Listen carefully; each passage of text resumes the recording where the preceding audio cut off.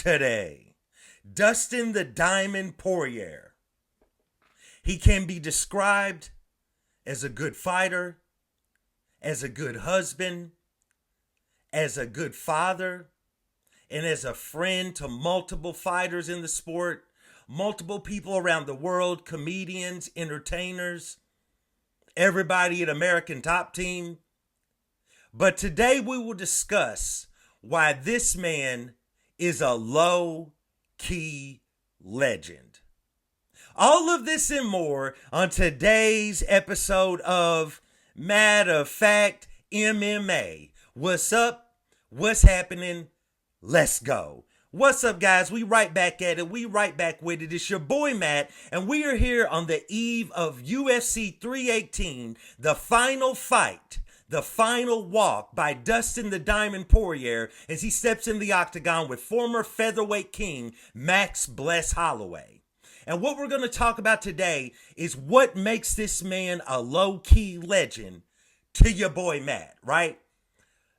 And what that's really about, what is a low-key legend? What that's about is all of us it's about being a fight fan. And all of us as fight fans, hopefully if you're lucky, you've got friends that you can watch fights with. You got a spouse you can watch fights with, a significant other you can watch fights with, a coworker that you can hit up and text like, did you just see what just happened? Everyone's got a crew, a circle, right? Somebody that you talk to do while you getting coffee at the local Thornton's gas station, the Speedway gas station, you making your coffee, you talking to the guy behind the counter. He looks zonked out, cause he high, but at the same time, you talking to him about the UFC from the night before, right? Every fighter that's notable has something about them that makes them a low-key legend within certain circles. So we're going to talk about what makes Dustin Poirier a low-key legend to me. So let's start with Max Bless Holloway, right? This is the third meeting between these two men. The first two, Dustin won, right? The first two times that these men met, Dustin won. The first fight, UFC 143, February 4th, 2012. Both men were young. Both men were rookies. Both men were early in their career in the UFC. And neither man knew or could probably fathom what they would eventually mean to the sport of mixed martial arts and to the company, which is the UFC. In that fight, Dustin wins by submission by triangle choke. The next time, as I'm checking my Nizzos, if you wonder what I'm looking at, the next time these two men would fight would be UFC 236, April 13th, 2019. They would meet for the interim lightweight championship of the world, in which Dustin Poirier would emerge the interim lightweight champion. And in this was Max Holloway's, first time in the UFC, moving up to 155 pounds. He was supposed to move up and face Khabib for the lightweight championship, but the doctors pulled him while he was cutting weight, and he wasn't able to do that fight, right? So that didn't happen. So now Max Holloway is back up to 155 pounds, and he's stepping in the octagon with Dustin for the interim lightweight championship. And at that time, Max Holloway's the dude. He's the featherweight champion. And he went in there, and I mean, he showed he had a couple of moments, but for the most part, Dustin Poirier beat him from pillar to post. You know what I'm saying? Showed him where he stood in the lightweight 155 pound pecking order. Put it on him and became the interim champion of the world, right? Let's talk about, and these are just different moments, but all of this is gonna crescendo. It's gonna get to a point, y'all. Just roll with your boy Matt. Let's talk about UFC 242. Khabib Nurmagomedov attempts to defend the lightweight championship of the world against Dustin Poirier. Look, man, Khabib had his way with Dustin. Dustin's in between rounds talking to his corner. He's like, I can't get him off of me. I can't get him off of me. Dustin's kind of losing it. And he had a moment where he jumped the infamous Dustin Poirier Gilly. And it looked like for a split second, just maybe,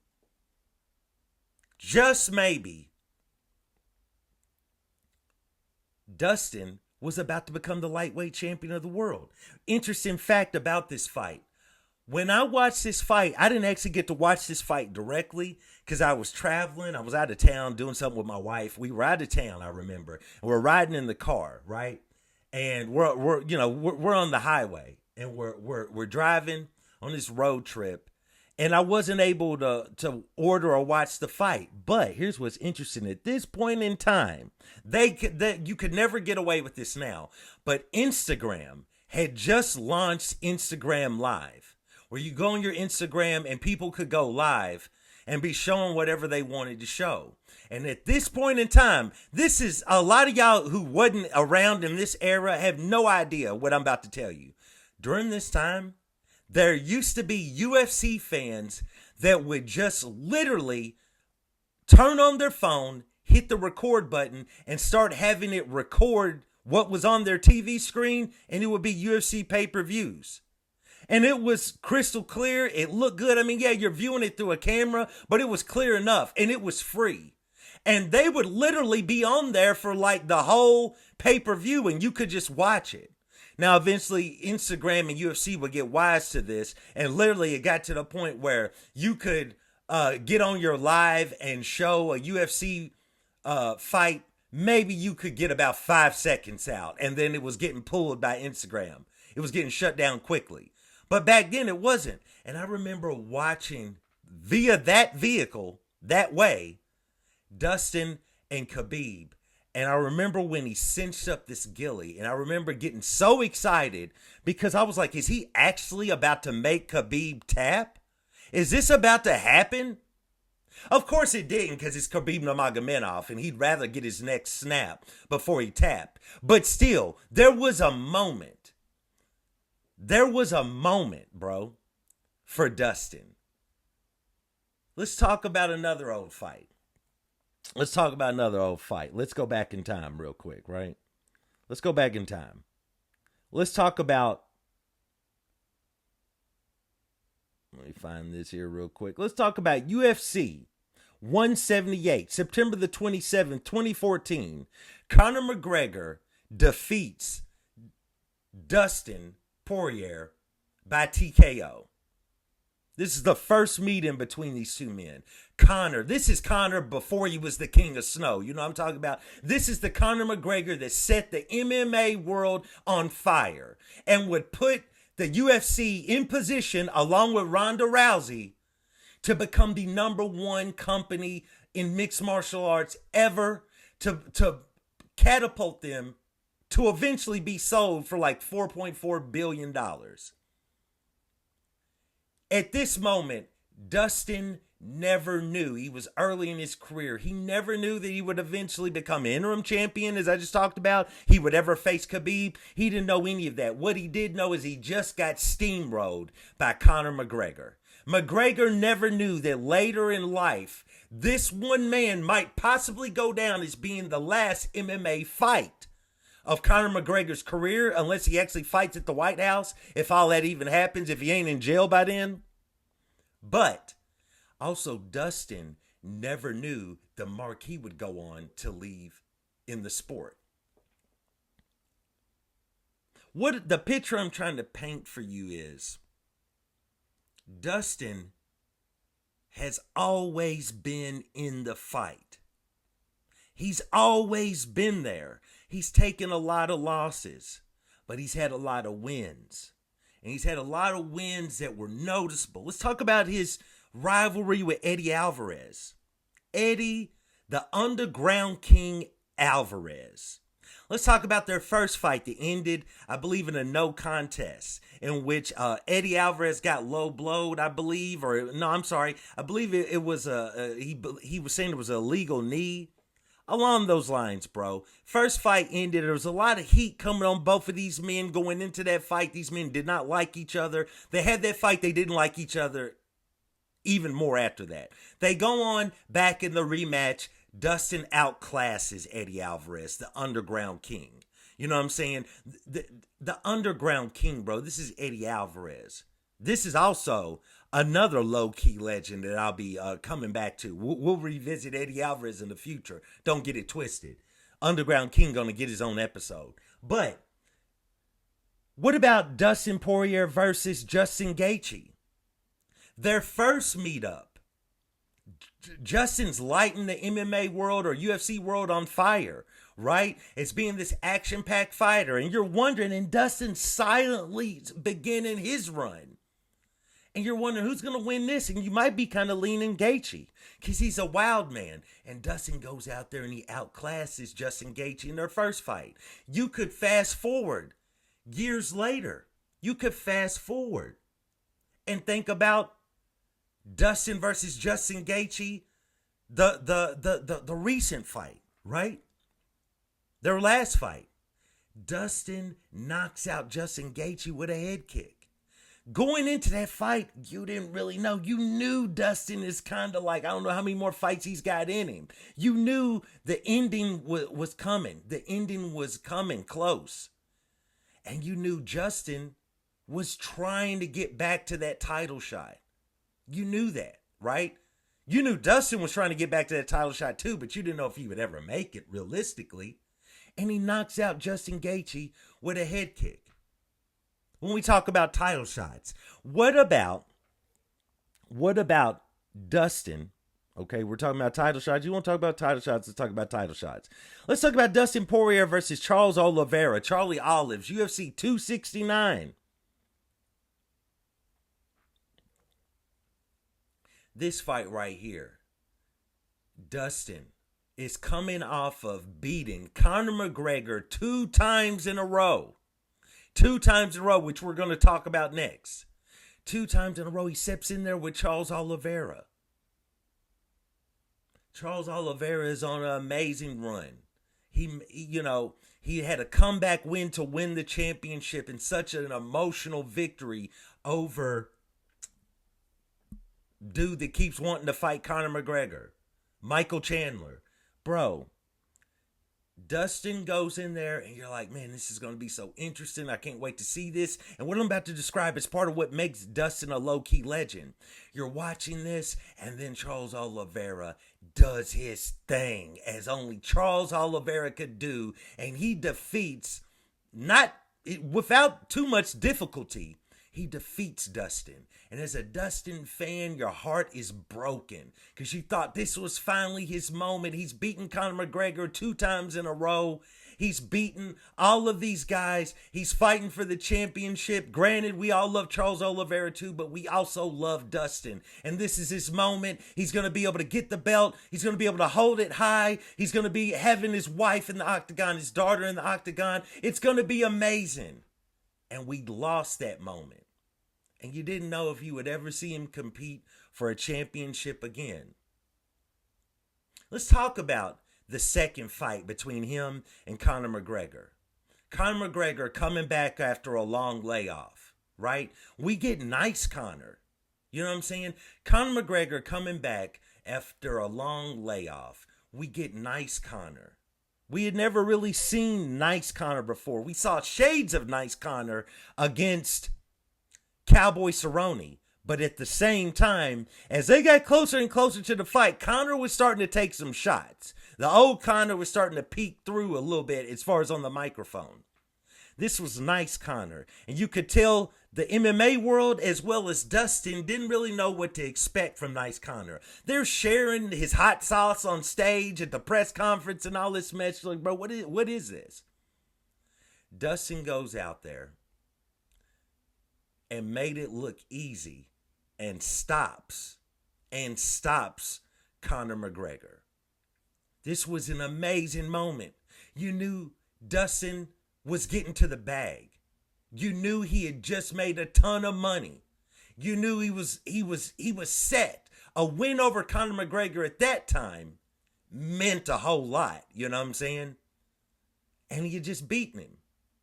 And then they're going to run it back. Conor wanted that back. He wanted that smoke again. They're going to run it back. Only this time, now we're getting a little bit more of the Conor the modern Conor we've gotten used to. Who's a little bit unhinged. He's not as good on the mic as he used to be, but now he's willing to say some low down things, some things that are under the belt. You know, some things that, get his ass whooped in most circles. You know what I'm saying? He's willing to go there. Right? And in this fight, this, in my opinion, was the end of Conor McGregor. Outside of what he might do in his personal time with the devil's dandruff. Outside of what he's doing with multiple women that he keeps getting accused of certain things with. The ending of Conor McGregor, in my eyes, here in Louisville, Kentucky, you know what I'm saying, was when Dustin beat the man the third time. Because you could tell, before Conor's leg snapped in half, he wasn't getting ready to beat Dustin that night. Dustin was the superior fighter, mentally and physically. And after that fight ended, we saw emotionally. Because when Conor McGregor, when his leg snapped, when he stepped back on it, and he fell to the ground, and we had the infamous interview from Joe Rogan after the fight, and McGregor saying the wildest shit you can think of about Dustin's wife, and about Dustin, and about Dustin's wife hopping in Conor's DMs and calling her a hoe and all of this stuff. And Dustin stayed poised. He didn't even go off on him on the microphone. He didn't charge across the octagon. He stayed poised because he knew Conor McGregor was a pitiful man at that moment. Laying on the ground, leg broke, looking half crazy, half unhinged, like he just had a pound of devil's dandruff, talking wild. And Dustin knew, this man is lost. He's a father. He's a husband. He's the biggest name in our sport. And I just beat him 2 times in a row. And he's on the ground saying all this stuff about my family. But F him, bro. I won. Not just I won in this bout, but I won at life. And that poise, that class that Dustin showed that moment, truly made him a low-key legend. What about when Dustin goes out there against Benoit Saint Denis? Benoit Saint Denis lighting him up, looking like the next thing at lightweight. Dustin didn't have to take that fight.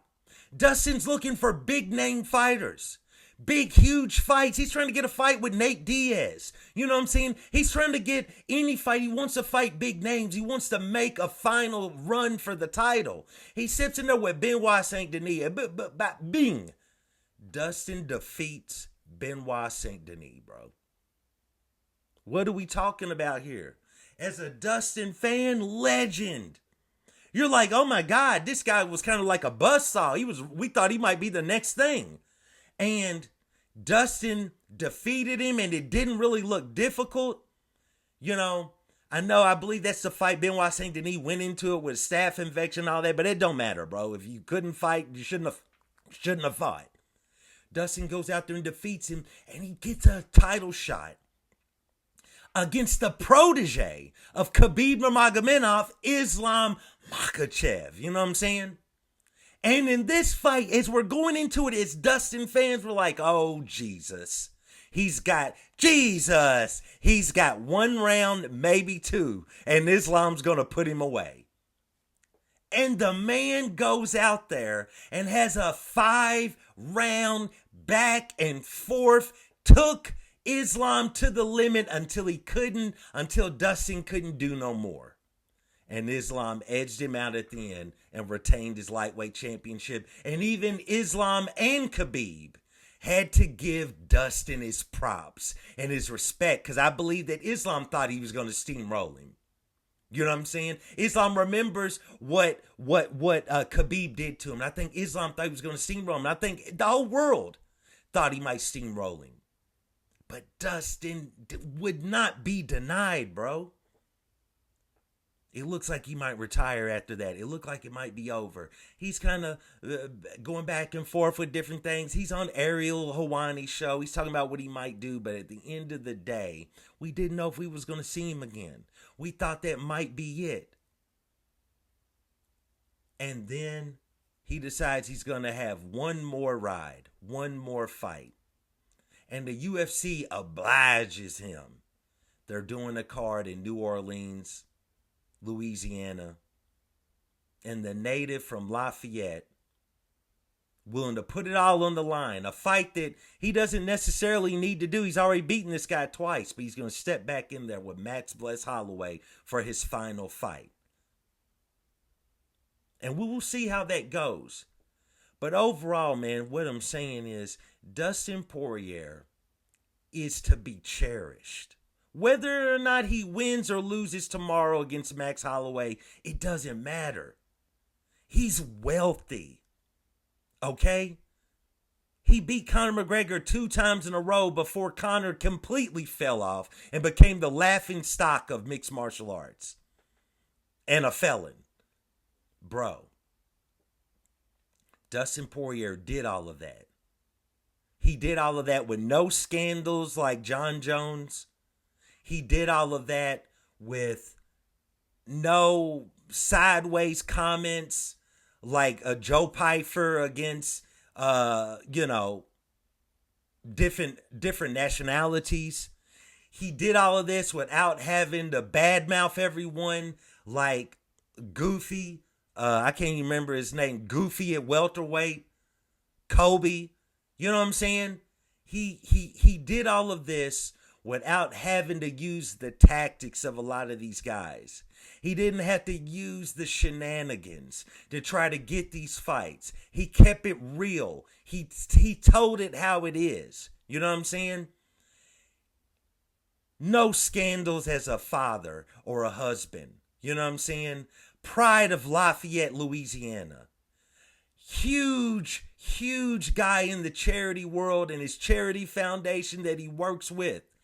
You know, I'll never forget, as I highlighted on my preview to the fight between him and Max Holloway, when he adopted what Teddy Atlas talked about what makes a champion and a championship fight and what that means to fighters.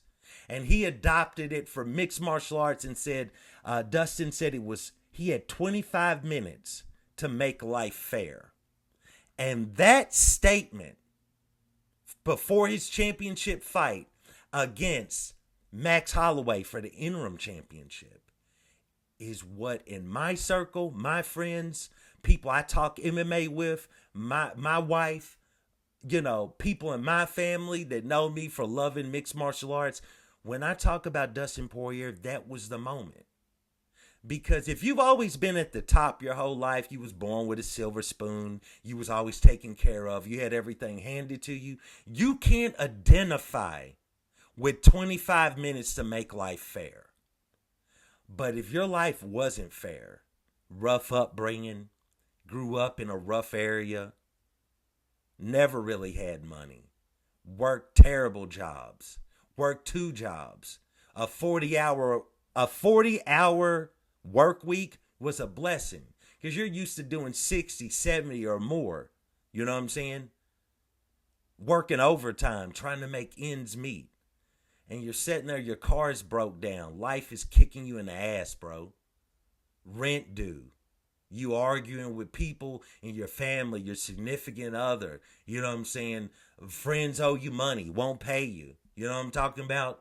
Life is kicking you in the ass. Your boss, your supervisor, your manager coming after you. You didn't meet your totals. You didn't meet your quota. Whatever that might be. You know what I'm saying? You was late again coming into work because you had a flat tire. Just life shit, right? And and every now and then you sit there, you might pray, you might look to the sky, you might just be driving, listen to music, and you look and you're like, man, life is unfair. But Dustin told it how it is and said, tonight I got 25 minutes to make life fair.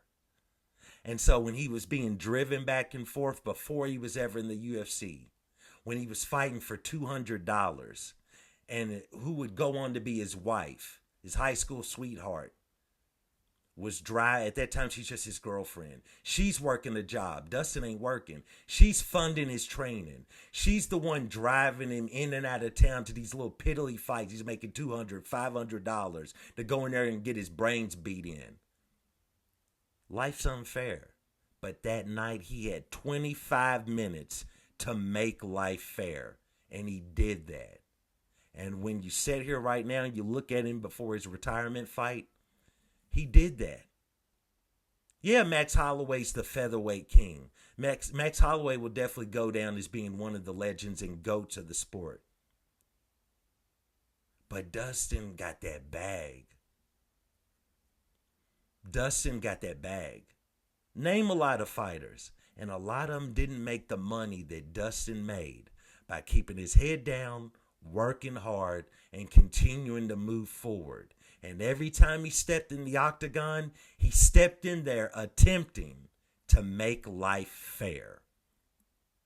And to me, to your boy Matt, to Matter of Fact MMA, that's why Dustin the Diamond Poirier is a low-key legend. Please like, subscribe, comment. Let me know what you think. Let me know if you got any memories or anything of Dustin throughout his career. And once again, guys, I really appreciate all the love. And I do want to thank you guys for joining me for another episode of Matter of Fact MMA. And I'll check you next time.